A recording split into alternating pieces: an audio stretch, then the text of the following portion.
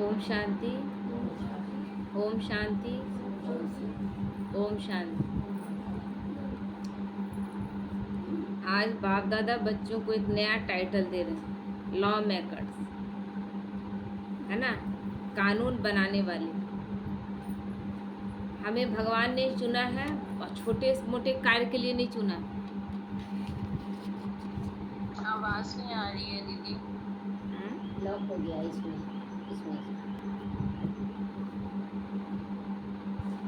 कानून बनाने वाला, है ना।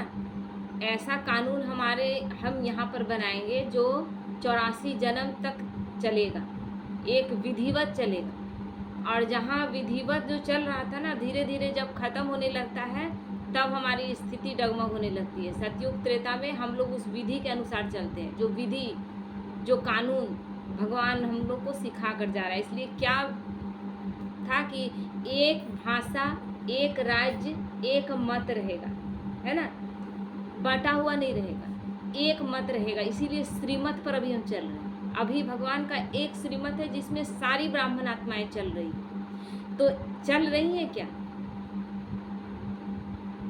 नहीं चल रही। सारी ब्राह्मण आत्माएं एक भगवान के श्रीमत पर चलेंगे तब उस दुनिया में हम जाएंगे। लेकिन उस दुनिया में जाने के लिए हम वो एक श्रीमत का पालन अभी नहीं कर रहे। बहुत जगह मनमत है और मनमत को हमने श्रीमत समझ लिया, मनमत को श्रीमत समझ लिया। भगवान ने जब शिव बाबा ने ब्रह्मा तन का आधार लिया तो ब्रह्मा को निमित्त बनाया ना, ब्रह्मा बाबा को निमित्त बनाया, क्योंकि वो निराकार थे। तो बहुत लोग उस समय क्या बोलते, जो थोड़ा सा एडवांस थे, तो बोले ब्रह्मा को नहीं मानेंगे, डायरेक्ट शिव बाबा को मानेंगे। वो चल सकते थे क्या?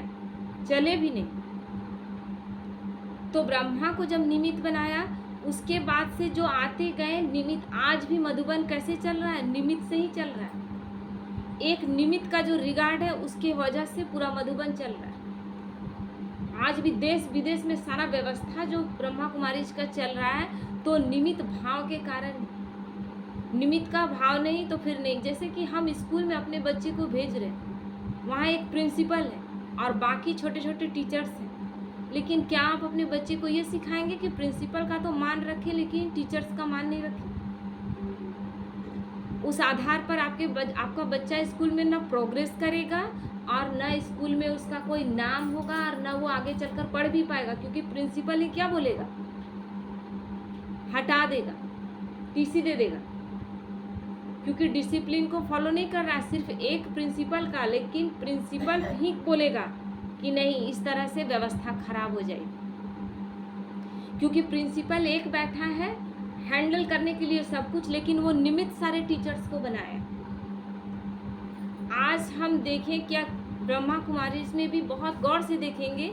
देखिए, हो सकता है कि हम बहुत कुछ नहीं जानते, हम बहुत सेंटर्स नहीं गए, हम तो यहाँ ज्ञान में जुड़े, हम बहुत दिनों के बाद सेंटर्स से जुड़े, लेकिन जो हम अनुभव किए, मेरा अनुभव अगर हम सब बच्चों को काम आ सके तो बहुत अच्छा है। तो अनुभव से ही सीखते हैं। भगवान ने निमित्त बनाया ब्रह्मा को, और उसके बाद जितने भी लोग निमित्त बनते गए, हम उन सब का अगर रिगार्ड रखते जाते हैं तो हम आगे बढ़ते हैं, और तब हम उस सतयुगी दुनिया में जाएंगे। हम मनमत में चलेंगे तो उस सतयुगी दुनिया में नहीं जाएंगे।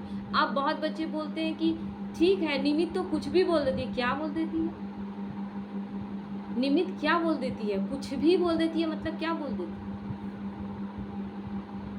निमित्त? अगर कोई भी बात है, जैसे एक छोटा सा उदाहरण है कि कोई कहता है कि दीदी क्या हम बाहर चाय पी सकते हैं? चाय में तो प्याज लहसुन नहीं, चाय पी सकते हैं क्या? अब दीदी बोल दे कि हाँ पी सकते, आप पीना शुरू कर देते, आप कहीं भी पाप के भागी नहीं बनेंगे, श्रीमत तोड़ने के भागी नहीं बनेंगे। जो निमित्त को बिठाया गया, जो निमित्त ने डायरेक्शन दिया, उनको अगर चढ़ेगा भी तो उनको चढ़ेगा। लेकिन भगवान अपने महावाक्य में कहते हैं कि जब निमित्त ने कह दिया, निमित्त को मैंने बैठाया, और जब निमित्त ने कह दिया कि ये करना है, तो फिर वो निमित्त का हम उसका जिम्मेवार है ना।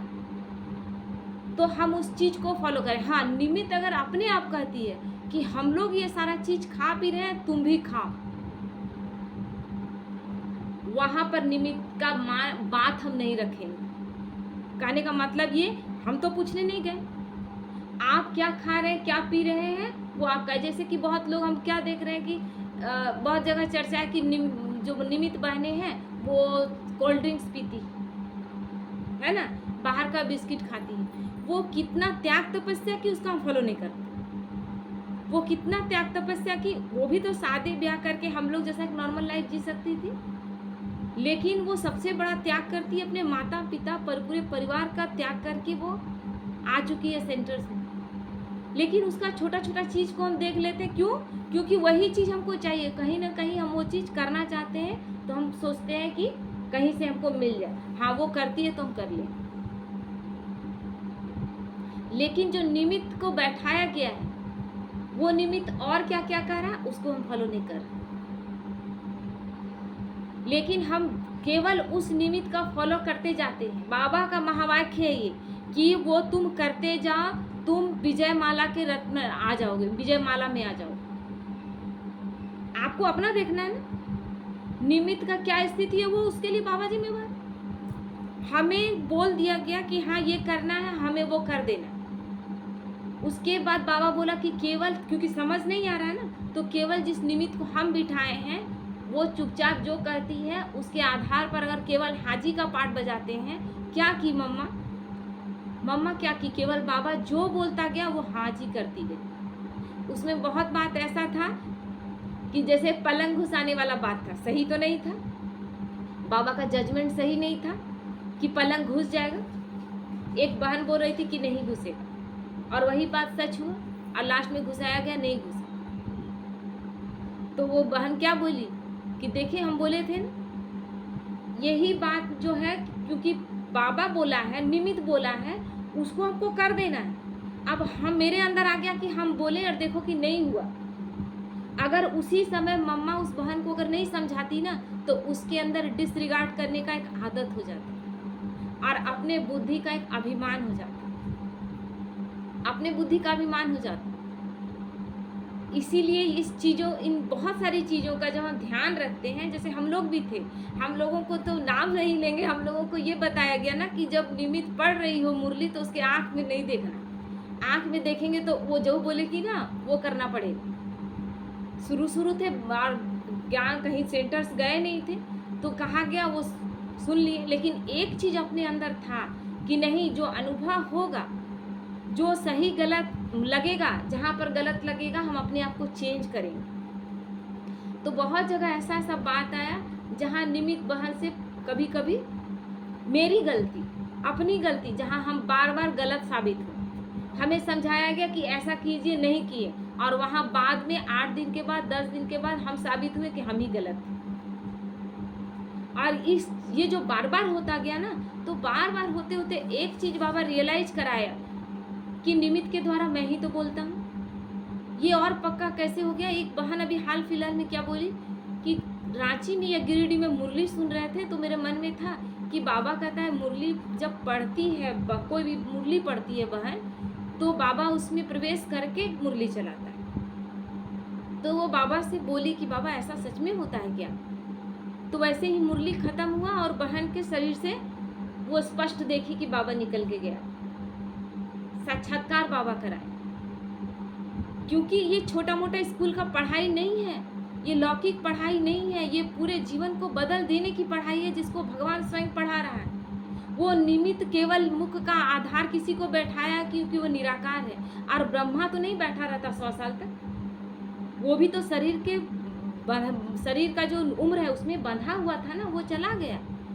और उसके बाद इतने देश विदेश में चलाना है हमको, तो हर जगह एक अलग बैठा हुआ है। और भगवान की शक्तियाँ इतनी हैं कि हर एक समय में अगर मुरली पूरे विश्व में चल रहा है, तो विश्व के हर उस बहन के, उस भाई के अंदर में वो प्रवेश करके ज्ञान देगा। बाबा क्लियर किया कि जब किसी आत्मा को हम देखते हैं कि अब आगे समझने के लिए कोई बहुत अच्छा बैठा हुआ है और नहीं समझाने वाला उतना अच्छा से नहीं समझा पा रहा है, उस समय में प्रवेश कर लेता। क्यों? क्योंकि उसको ज्ञान का बाण लग जाए, फिर तो वो मौका नहीं मिलेगा, इसीलिए वो उस समय प्रवेश कर जाता है। तो कितना हमें उस चीज़ का रिगार्ड रखना चाहिए। तो हम उस निमित्त टीचर्स का केवल रिगार्ड रखते जाएं। हम रिगार्ड रखते जाएंगे, हम वैसे हीरे हैं जिसको बाबा प्रत्यक्ष करेगा। हम कभी सोचे ही नहीं कि मेरा तो कभी नंबर लगेगा ही नहीं, मेरा तो कभी मान शांत तो सोचना ही नहीं है। मेरा कभी ऐसा समय नहीं आएगा कि लोग मेरा भी स्थिति कुछ दिखे, हम भी स्टेज पर प्रत्यक्ष हो। तो आज बाबा इसमें क्या कहता है कि हर कदम आप सोच समझ कर उठाएंगे, क्योंकि लॉ मेकर्स हैं आप जो नियम बना रहे हैं वो नियम चलता रहेगा हमेशा हमेशा के लिए, विधि विधान बन जाएगा। हम जो विधि से चल रहे हैं ना वो विधान बन जाएगा। तो कितने हिसाब से हमें चलना है, और अगर हम वो डिसिप्लिन का खुद पालन नहीं कर रहे हैं, जबकि ये पढ़ाई कोई साधारण पढ़ाई नहीं, हम अगर किसी निमित्त का डिसरिगार्ड करते हैं, हम डायरेक्ट बाबा का डिसरिगार्ड करते हैं, डायरेक्ट उसका डिसरिगार्ड करते हैं। जो हमको बताया जा रहा है उसको हमको बहुत अच्छे से फॉलो करना है, और जिन्होंने फॉलो किया वो सब आगे बढ़ते गए, सब आगे बढ़ते गए। तो हम लॉ मेकर्स हैं, या स्मृति में रखेंगे तो कोई भी कदम सोच समझ कर आप उठाएंगे कि हम जैसा करेंगे वैसा लोग करेंगे। तो यही चीज़ क्या होता जा रहा है कि एक के बाद एक, जैसे कि हम निमित्त का डिसरिगार्ड करते गए, वो हमारे ऊपर के करते गए, धीरे धीरे देखते देखते हम ये सब सीखते गए। अभी क्या कहते हैं, बहुत बहनों का हम सुनते हैं, जैसे कोई कहता है कि हमको सजने का, संवरने का, अच्छे से रहने का, खूब अच्छा पहनने का बहुत शौक है। क्या ये श्रीमत कहता है? क्या श्रीमत कहता है? ये आप मन मत चला रहे हैं और बोल रहे हम करेंगे, हम करेंगे, और उसके बाद भी हम सोचते हैं कि हमको क्यों नहीं जगह मिल रहा है। कहीं जगह नहीं मिलेगा। जो श्रीमत का पालन नहीं करेगा उसको कहीं जगह ही नहीं मिलेगा। बाबा क्या बोलता है, भगवान जो सतगुरु का निंदक ठहर न पाए। शरीर को सजाने का सचिन भाई का सुनिए, डायरेक्ट सचिन भाई बोलते हैं, किस लिए आपने लिपस्टिक लगाया, किस लिए आप सजे, क्यों सजे आप? किसी न किसी को आकर्षित करने के लिए। ये आकर्षित करने वाला विचार क्यों आया जब हम देह हैं ही नहीं? बाबा बार बार कहता अपने देह से भी कोई आसक्ति नहीं रखना। तो जब हमें डायरेक्शन मिल गया कि हमें ये नहीं करना है, फिर भी हम कर रहे हैं। जब हम सेंटर्स पर जाते हैं, जब निमित्त बताती है कि ऐसा नहीं करना है, फिर भी हम करते हैं, बोलते हैं हमको मन करता है हम करेंगे, हम किसी का नहीं सुनते। आजकल एक नया ट्रेंड क्या चल रहा है, अभी बहुत बहनों से सुने, देहधारी में नहीं फंसना है, किसी देहधारी में नहीं फंसना है। यानी जो निमित्त है, जो हमें श्रीमत के बारे में हमें बता रही है, वो देहधारी, हमें उसमें भी नहीं फंसना है। किस में फंसेंगे आप? फंसना तो सच में किसी में भी नहीं है। लेकिन जिसको निमित्त बनाकर बैठाया गया है, क्या शिव बाबा डायरेक्ट आएगा आपके पास? या ज्ञान देने के लिए कुछ बचा रह गया है क्या? सब कुछ दे दिया है, और कुछ नहीं तो अव्यक्त मुरली निकाल कर पढ़िए। और जब निमित्त का हम रिगार्ड नहीं रखेंगे तो हम फिर मुरली क्यों सुनेंगे किसी से? मुरली आ रहा है, ऑनलाइन आ रहा है ना, सबके मोबाइल में पढ़ने के लिए भी आ रहा है, सुनने के लिए भी आ रहा है, पढ़े भी और सुने भी। तो फिर हम क्यों सुन रहे हैं? जब तक आप नहीं सेंटर्स पे, बाबा क्या बोला, जब तक सेंटर्स पे जाके आप नहीं मुरली सुनते हैं, तब तक ना आपको मज़ा आएगा, ना महसूस होगा, ना आप में बदलाव आएगा। क्योंकि वहाँ का वाइब्रेशन तो किस चीज़ से वाइब्रेशन आया? निमित्त तो कोई बात ही नहीं है उसमें, फिर किस चीज़ का वाइब्रेशन आया? निमित्त बैठा और उसके तन का आधार से बाबा लिया। इस वाइब्रेशन के लिए बाबा बार बार कहता है कि सेंटर्स पर आकर मुरली सुनो। सारे बच्चे एक मत होकर भगवान का ज्ञान सुनने के लिए बैठे। उस समय ये भान है ही नहीं कि जो बहन पढ़ रही है उस बहन से हमको लेना देना है, उस बहन के द्वारा शिव बाबा का ज्ञान। क्योंकि हमारा ज्ञान है क्या? जो हम पढ़ने बैठे हैं, क्या हमारा ज्ञान है? भगवान का दिया हुआ ज्ञान। तो जब हम सारी मनमानी हम अपने हिसाब से करेंगे, नहीं हम बिस्किट खा सकते हैं, नहीं हम बाहर की बहुत सारी चीज़ों को यूज़ कर सकते हैं, नहीं मेरा चल ही नहीं सकता तो ये तो हम करेंगे, ये मनमत है। ये आप सीधा मनमत यूज़ कर रहे हैं। आपको शुद्धता आप यहीं पकड़ लिए कि प्याज लहसुन नहीं खाना है, ये तो भगवान बोला ही नहीं। भगवान बोला शुद्ध भोजन, शुद्ध भोजन आहार। हमारा ये श्रीमत का जो जो हमारा योग कहती है उसमें 4 स्तंभ है, उसमें एक स्तंभ है शुद्ध भोजन। तो शुद्ध भोजन में केवल प्याज लहसुन नहीं आया, तो फिर तो आप पार्टी में भी जाइए, उसमें भी मीठा उठाकर खा लीजिए, उसमें कौन सा प्याज लहसुन पड़ा हुआ है। जब बिस्किट खा सकते हैं, जब कोई भी मशीन मेड चीज़ को खा सकते हैं, किसी के द्वारा बनाया हुआ जिसमें प्याज लहसुन नहीं है, तो फिर आप शादी ब्याह में भी तो खा सकते हैं ना। क्यों नहीं बोला गया? क्योंकि जो बना रहा है उसका बनाने के समय उसका स्थिति कैसा है, इसका शुद्धता का ध्यान रखने के लिए, इसीलिए हमें बार बार कहा गया है कि ब्राह्मण आत्माएं बाबा के याद में भोजन बनाएं, और उसको खाने के बाद हमारी स्थिति पावरफुल हो जाती है। भोजन से हमारा मन बदल जाता है। कहते हैं जैसा अन्न वैसा मन, जैसी पानी वैसी वाणी। क्यों बोला गया? तो इसलिए बोला गया था। अब ये जब डायरेक्शन आपको मिलता है तो आप कहते हैं कि नहीं, हम नहीं मानेंगे। नहीं मानेंगे तो आप उसी जगह रहेंगे, उसके आगे आप नहीं बढ़ सकते। आप कितना जानते हैं, आपको कितना बोलना आता है, आपको कितनी भाषाओं का ज्ञान है, वो कोई मायने नहीं रखता है। क्योंकि बहुत साधारण थी हमारी जानकी दादी जी, बहुत साधारण थी, 4 क्लास पढ़ी थी, लेकिन कैसे जगह पर भाषण दे के आई? यूनाइटेड नेशन, जहाँ सोच भी नहीं सकते। बार बार हम जब वो भाषण देखते थे तो सोचते थे, बाबा 4 क्लास पढ़ी, कोई यूनाइटेड नेशन में भाषण दे सकती है? ये हो ही नहीं सकता है। जब शुरुआत में वो वीडियो देखे थे ना, तो मेरा आंख में आंसू आ गया था कि ऐसा हो सकता है, भगवान ऐसा करता है। हम सब कुछ कर सकते हैं, केवल हम उसके श्रीमत का पालन करें, केवल उसके श्रीमत का। इसीलिए वो क्या बोलता है, कौन पढ़ा हुआ है, कोई अनपढ़ है, कोई वैज्ञानिक है, उससे कोई मायने नहीं रखता है। गुलजार दादी राष्ट्रपति को प्रधानमंत्री बोल दी, सब हंसने लगे, लेकिन वो जरा सा भी उनके चेहरे में कोई शिकन नहीं आया। दूसरे लोग का चेहरा में मुस्कुराहट आ गया, लेकिन उनके मन में तमाशा करने का भावना नहीं था, मजाक उड़ाने का भावना नहीं था। क्या था कि दादी बड़ी भोली, इतना भी नहीं जानती। तो हम कितना जान रहे हैं, इन्फॉर्मेशन कितना है, वो मायने नहीं रखता है। कितना इन्फॉर्मेशन है हमारे पास, भगवान का दिया हुआ श्रीमत का हम उनका रिगार्ड कितना रख रहे हैं। क्योंकि हम अगर कह रहे हैं कि हम निमित्त का रिगार्ड नहीं रख रहे हैं, तो हम डायरेक्ट करें कि हम भगवान का रिगार्ड नहीं रख रहे, हम अपना मनमत पर चल रहे हैं। तो फिर आप अपना मनमत पर चलेंगे, और उसके बाद जो भी बात आएगा, फिर भगवान दोषी नहीं, निमित्त दोषी नहीं। इसलिए हर एक चीज़ का बहुत ध्यान रखें। जो बताया जा रहा है, जैसे बताया जा रहा है, जब जिस दिन पढ़े थे ये मुरली ना, कि जो निमित्त बोलती है चुपचाप करते जाए, विजय माला में आ जाएंगे आप, विजय माला में आ जाएंगे। वो सही है गलत है, यहाँ आप दोषी है ही नहीं। आप उसको निमित्त बना के बैठाया गया, उसने जो कहा उसको आपने 100% माना, भगवान उसका आपको रिजल्ट देगा। हाँ, कुछ जगहों पर है जहाँ नहीं मानना। आप कोई निमित्त बोले कि आप घर से जेवर ले आइए, आप घर में आपका पैसा रहे कि नहीं, यहाँ पर सारा पूरा कीजिए, ये श्रीमत नहीं, ये श्रीमत नहीं। ये क्या हुआ? लालच। क्योंकि वो खुद श्रीमत पर अभी नहीं चल रही।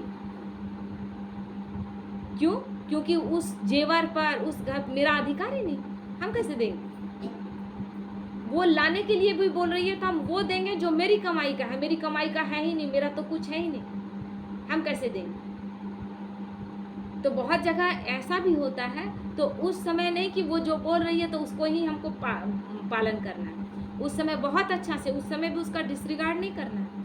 उस समय भी क्या कहना है कि मेरे हाथ में जो है, मेरे हाथ में पैसा आता है, हम वही दे सकते हैं, उसके बाद हम नहीं दे सकते। ऐसा सब जगह नहीं होता, रेयरेस्ट केस में ऐसा होता है, रेयर से रेयर ऐसा तो होता नहीं। बाकी हमको जो बोला गया कि नहीं सजना सवरना, ढंग का कपड़ा पहनना चाहिए। आज ब्रह्मा कुमारी में देखते हैं कि एकदम ढका हुआ शरीर, एकदम ढका हुआ, तो शरीर ढका हुआ कपड़ा पहन रहे हैं, लेकिन अगर लिपस्टिक लगा रहे हैं, पूरा जेवर पहन रहे हैं, वो आकर्षित नहीं कर रहा है क्या किसी को? क्यों इतना दूर तक ढका गया? ताकि देह का आकर्षण किसी को न जाए।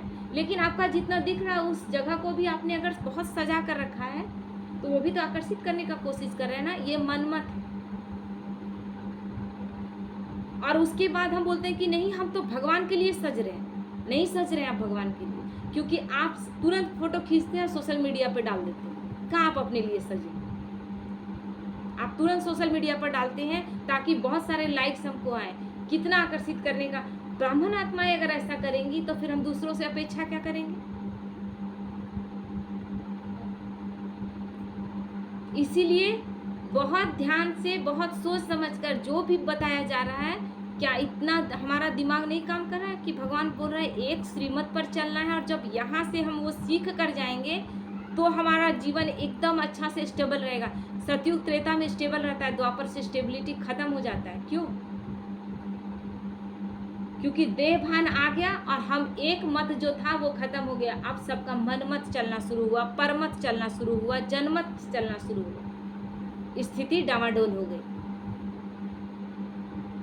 तो हमारी स्थिति तब पावरफुल है जब हम एक उस श्रीमत का पालन कर रहे हैं। और श्रीमत पे भगवान ने बता दिया कि निमित्त को जिसको हम बैठाए हैं उसके आधार पर आपको चलना है। मुंह लगा दिए, उसके साथ डिसरिगार्ड कर दिए।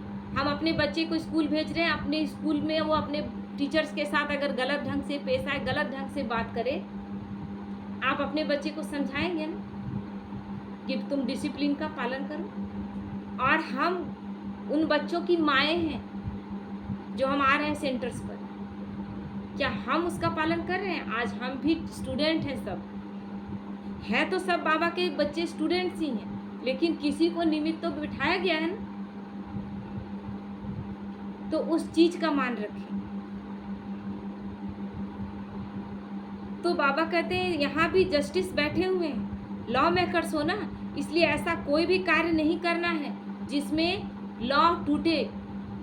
भगवान ने कहा वनवाह में हो इस वक्त तुम, इसीलिए जितने समर्पित बहन है वो सफ़ेद कपड़े में रहते हैं। भगवान ने हमें छूट दिया है कि गृहस्थ में हो, इसलिए सारा चीज़ जहाँ पर हमें लगता है कि घर वाले नहीं मानेंगे, घर वाले थोड़ा सा टाइट हो जाएंगे, तो वहाँ हमें सिंदूर लगा रहे हैं, बिंदी, ये बहुत छोटी छोटी चीज़ें, सारी चीज़ों को हम ये कर रहे हैं। एक्स्ट्रा में करने की क्या ज़रूरत? जब घर वाले हमें नहीं हमें टाइट बनकर, हमें कठोर बनकर बोले कि नहीं तुमको करना ही है, ज़बरदस्ती नहीं कर रहे, ये भी बाबा छूट दिया है। शादी ब्याह में आप तैयार होकर जाएं, लेकिन ऐसे ही क्यों? तो जब भी लॉ मेकर्स, जब हैं ही लॉ मेकर, तो संकल्प आप करेंगे, जो कदम आप उठाएंगे आपको देखकर पूरा विश्व फॉलो करेगा। अब हम ब्राह्मण आत्माएं फोटो खींचते हैं और पूरे तैयार होकर उसको सोशल मीडिया में डालते हैं, तो ब्राह्मण आत्माएं ऐसा कर रही हैं, हम दूसरी आत्माओं को कैसे बोलें? आज एक बहुत अच्छा भाई एक बहुत अच्छा थॉट डाले थे, हमको लगा कि गलत नहीं डाला गया, बहुत अच्छा डाले कि आपको कोई हक नहीं है कि आप बाहर गलत कपड़े पहन कर जाएं, कोई हक नहीं है, क्योंकि आपको लग रहा है कि आपका माई बॉडी माई राइट, आजकल ये बोला गया है, शरीर मेरा है, मेरा अधिकार है, इसलिए हम कुछ भी करें। नहीं, कानून ये नहीं कहता। आप गलत ढंग से तो फिर अट्रैक्शन में जाएंगे और फिर आपके साथ गलत होगा और एक गलत वातावरण बनेगा, है ना। तो उसमें वो भाई ये भी लिखे कि स्त्रियों के लिए हम नहीं कह रहे हैं, पुरुष को भी अधिकार नहीं है कि गलत ढंग से वो कपड़े पहन के बाहर निकले या गलत बिहेव करे, किसी के साथ उदंडता वाला व्यवहार करे, दोनों के लिए। तो हम लॉ मेकर्स हैं। हम जब आज देवी देवताओं को आप देखते हैं कि लक्ष्मी नारायण का पूरा शरीर ढका हुआ है ना, उससे ज्यादा सुंदर आज कोई हीरो हीरोइन लग रहा है क्या? कोई लग रहा है? उतना जो ढकी हुई है तो क्या हुआ, अब पूरा निकाल दे, बाहर कर दे, जिसमें कि लगे कि नहीं बहुत सुंदर लगेगी, अभी ज्यादा सुंदर नहीं लग रही है क्या? मन का भ्रम है कि जितना ज्यादा हम दिखाई देंगे, नहीं होता है जब पानी कम रहता है ना गगरी में, तो वो उछल उछल कर दिखाना चाहता कि मैं हूँ, देखो हमको। अब भरा हुआ है तो उसको उछलने का मन नहीं करता, क्योंकि वो जानता है कि हर कोई जान रहा है कि हम हैं। वो स्थिति अभी है। तो आप लोगों की प्रजा आप सभी को फॉलो करेगी। आप जैसा अभी कर रहे हैं, प्रजा आप तैयार कर रहे हैं, आप ही नहीं चल रहे हैं, आप ही श्रीमत पर नहीं चल रहे हैं, आपका श्रीमत का प्रजा पालन नहीं करेगी और आप किसी को भी दोष नहीं देने सकेंगे, क्योंकि आपने फॉलो नहीं किया। हम एक के बाद ये सीढ़ी दर सीढ़ी चढ़ते जाते हैं और सीढ़ी दर सीढ़ी एक दूसरे को दिखाते जाते हैं कि हमें करना क्या है। लेकिन हम ही गलत कर रहे हैं, तो हमें देख पीछे कैसे आएंगे? जो लोग आएंगे वो कैसे आएंगे? आज होता है ना, एक बच्चा झूठ बोलता है, बहुत झूठ बोलता है, तो इसका कुल खानदान ही ऐसा होगा। देखो बच्चा का व्यवहार कैसा, पूरे कुल खानदान पे पहुंचा ना।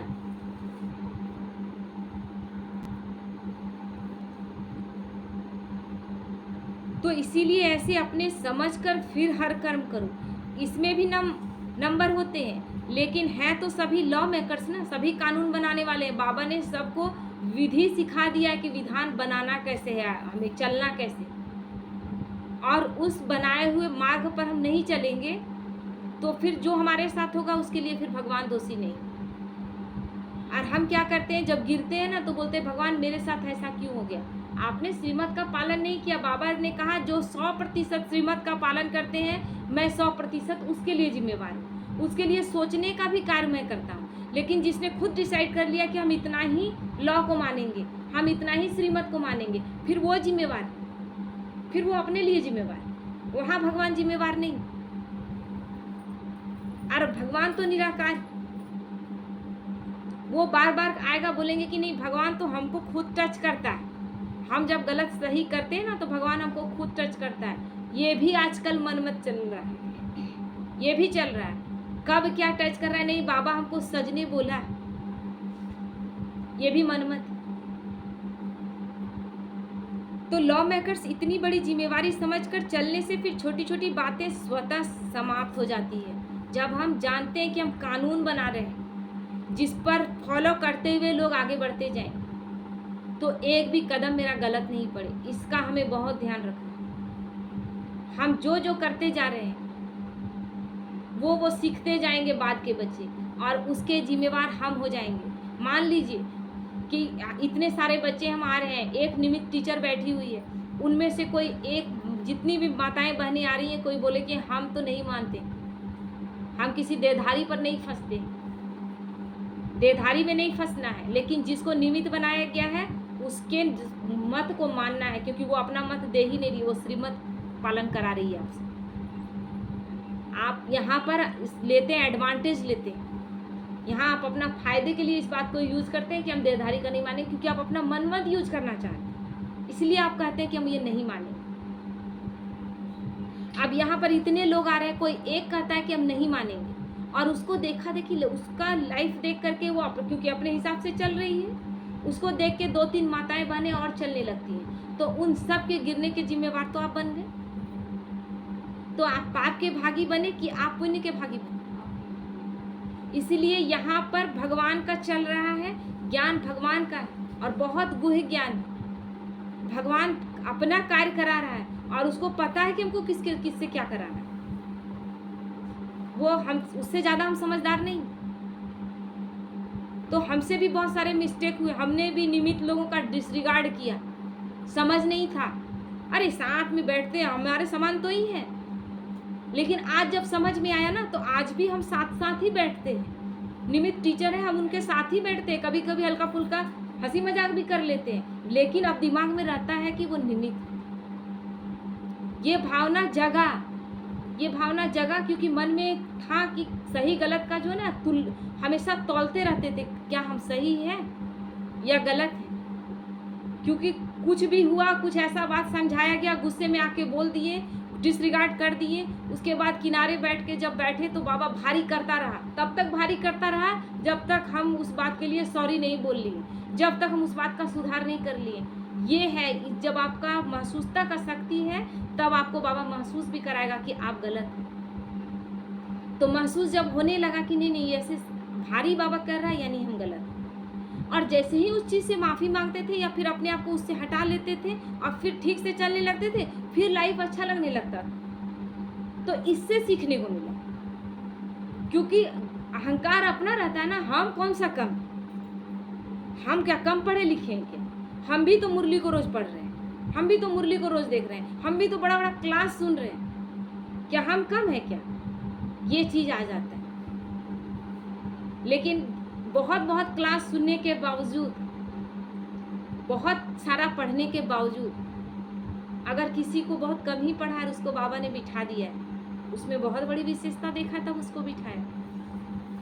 क्योंकि उद्धव और गोपियों का कहानी है ना, उद्धव केवल ज्ञान बखान करता रहा और गोपियां भगवान के प्यार में दीवानी हो गई। तो आज गोपियों का गायन है कि उद्धव का गायन? आज भी गोपियों का गायन। इसलिए बाबा मन की भावना को देखता है। इसलिए मेरा जहाँ तक अपना अनुभव है, क्योंकि हम भी धीरे धीरे जब हम आए थे ना, तो हमको तो कुछ भी पता नहीं था और नए बच्चे को कुछ भी पता नहीं था। हमको लगा एक एक सीढ़ी और आज तक हम सीख रहे हैं, अभी तक हम कुछ भी नहीं जानते। अभी तक हमको ये नहीं लगता कि हम कुछ जानते हैं। हमको लगता है कि बाबा कुछ कर दो ना, कुछ भर दो ना मेरे अंदर, हमको कुछ क्यों नहीं आता है। इसलिए अभी भी बहुत खाली हैं। कभी ना समझें कि हम बहुत जानते हैं और चुपचाप जो बैठा है निमित्त उसके अनुसार चलते जाए। वो क्या बोलेगी? क्या आपका कुछ गलत चाहेगी क्या? और गलत चाहेगी तो बाबा गलत होने देगा क्या? नहीं होने देगा। बाबा उसके द्वारा आपका गलत होने ही नहीं देगा। इसलिए केवल एकदम निमित्त का जो भाव, बाबा क्या बोला, सब अपनी अपनी जगह पर निमित्त है। करण करावनहार वही बैठा हुआ है, वही कराएगा। हम कैसे सोच लेते हैं कि कोई निमित्त हमसे गलत करवा लेगा और मेरा गलत हो जाएगा? नहीं होगा। एकदम इस मामले में स्टेबल रहे कि भगवान ने जिसको निमित्त बनाया है बस मुझे करते जाना है और मुझे पाकर ही रहना है। मुझे नंबर 1 तक पहुंचना ही पहुंचना है। ठीक है। ओम शांति।